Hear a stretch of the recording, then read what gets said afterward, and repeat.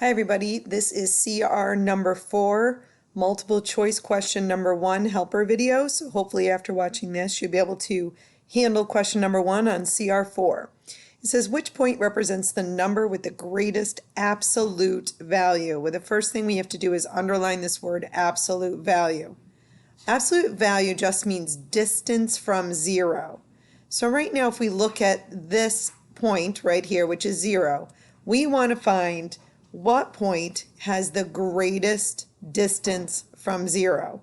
And remember, distances are always positive. So even though A says negative 15, absolute value means that number becomes positive because it has to do with distance, and distances are always positive. So right now A is 15 units away from 0. It looks like B is 5 units away from 0. And D is 10 units away from 0. Point C isn't even away from 0. We can't even count that.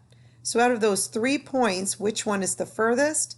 Hopefully you're telling me A. A is the furthest from 0, so it has the greatest absolute value.